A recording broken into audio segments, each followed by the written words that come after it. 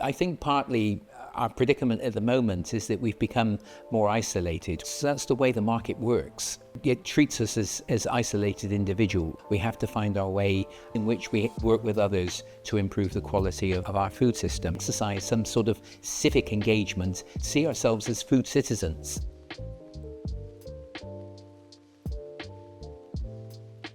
Well, my name is Colin Sage. I've been teaching here at the university as a visiting professor since the beginning of the university in 2004. I'm teaching a course to food communication and marketing on sustainable food systems.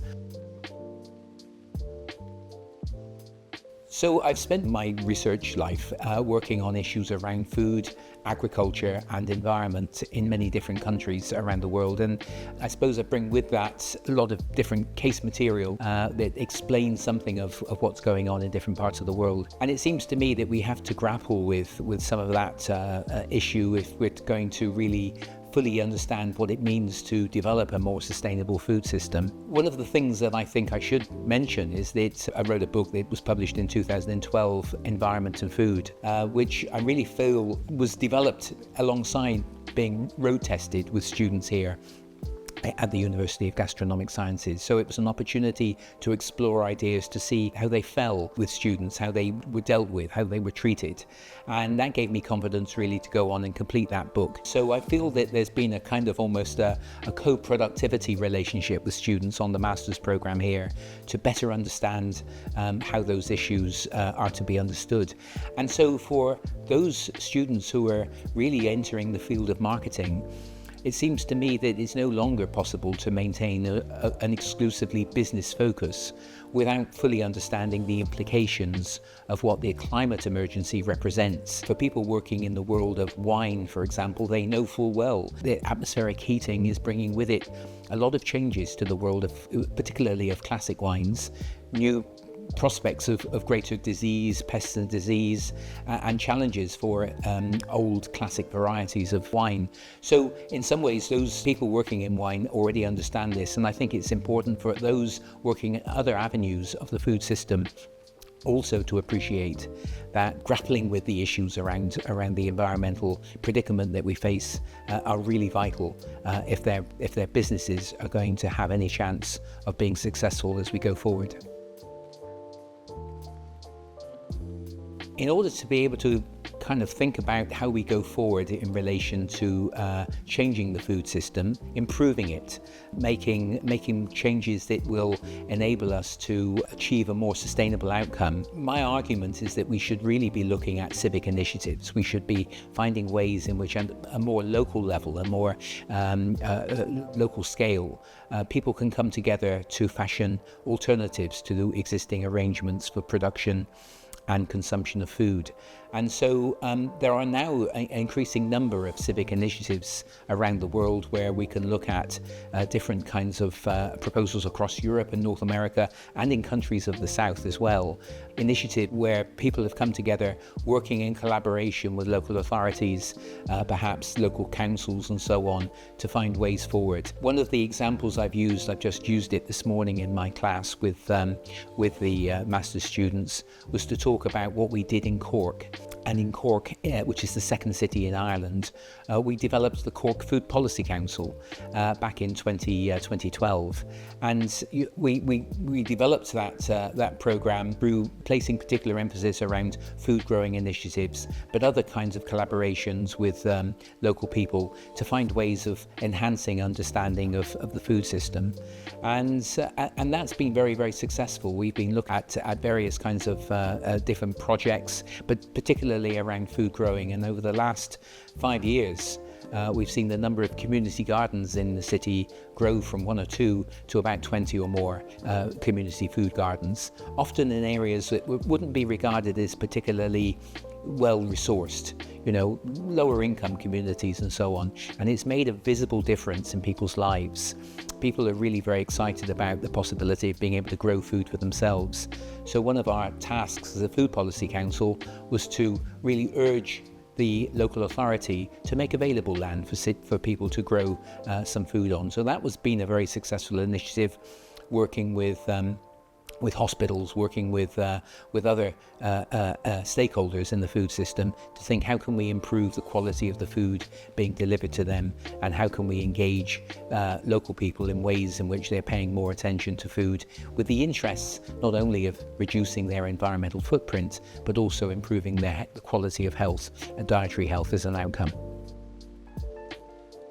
In talking about food system transformation, I think it's important to really emphasize that actually this is going to require some degree of personal transformation as well. The issue around people coming together is vital. I think as individuals we may be concerned, but as individual voices we have a limited capacity to make change.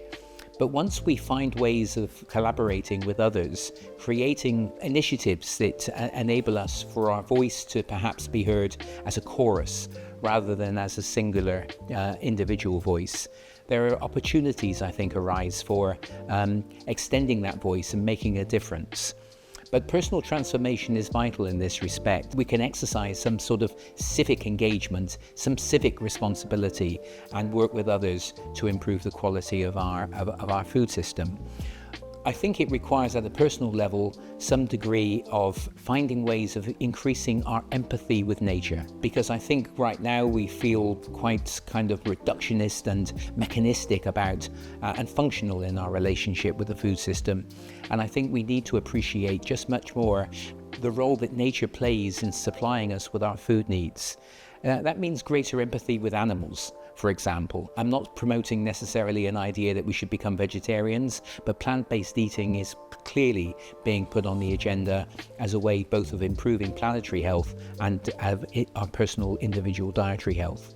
So I think eating more plants is important, but improving our empathy for the role that livestock play in the food system is important. I think one way to do that is through spending time in nature. So I think exposing ourselves to nature is absolutely crucial in that respect. And then finding ways of communicating with others is really very important. Building collaborative kind of engagement with others in whatever way we can do that, I think is significant. Deepening our personal understanding through reading and through research, being careful where our sources are coming from, being careful about what we see on the internet, that might be regarded as, we don't need to worry about climate because, God will look after it. I don't know. But nevertheless, we have a personal responsibility to do what we can. So empathy, I think, is a really crucial variable in that respect. So as I have said, the University of Gastronomic Sciences has played quite a role in my life. Since I met Carlo Petrini back in about 2003, 2004, and he invited me to come to that first seminar that was held in Colorno for the launch of the university. And since that time, I've been asked to come back and give lectures and so on, and then to formalize that into courses for the master's programs. And it's played a very important role in my life. I've found it a privilege to continue to be invited back, and the response and feedback I get from students is always very positive indeed. So I suggest that somehow something must be working in our favor. So what does the university represent for me? Well, it represents more a possibility. It represents a portal into a kind of an area of knowledge. It represents, an opportunity to learn much more about food and our role in the world in relation to the getting and eating of food. Does it achieve that possibility? No. But on the other hand, that's not necessarily a problem. I think all universities should be regarded as places that are idealistic in many ways.